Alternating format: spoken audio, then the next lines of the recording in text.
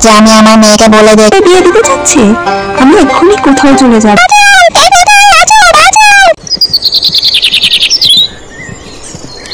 পরের দিন সকালের ঘটনা।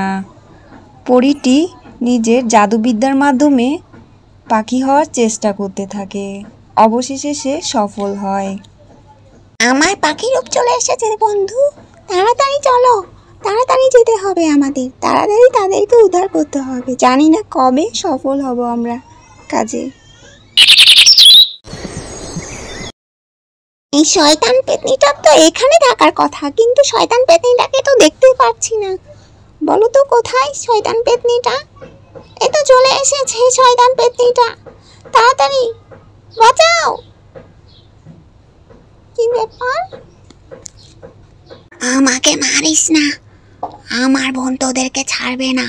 আমার বোনের শক্তি সম্পর্কে তোদের কোনো ধারণা নেই। আমাকে মারিস না, আমি আর পারছি না। এত শক্তি কই পেলি? আর পারছি না।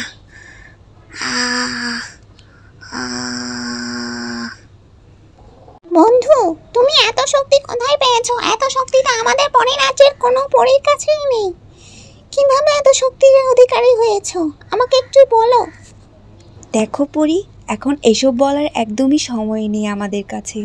আমাদেরকে তাড়াতাড়ি যেতে হবে পরীদেরকে বাঁচানোর জন্য আর তোমাদের মহলকে বাঁচানোর জন্য। তাড়াতাড়ি চলো।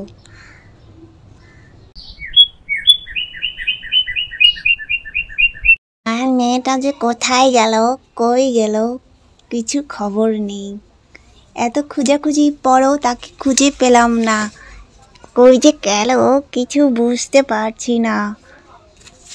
মোড়ল শুদ্ধ তো আমরা সবাই মিলে খুঁজেছি, কিন্তু কোথাও নেই। এখন কোথায় খুঁজবো কিছুই বুঝতে পারছি না। কি যে করি?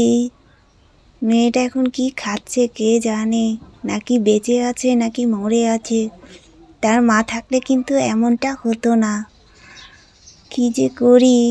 তো বন্ধুরা, এখানেই আমাদের এই পর্বটি শেষ এবং আপনাদের মূল্যবান মতামতটি অবশ্যই কমেন্ট বক্সে দিবেন। লাইক, কমেন্ট, সাবস্ক্রাইব করে অবশ্যই পাশে থাকবেন। ধন্যবাদ।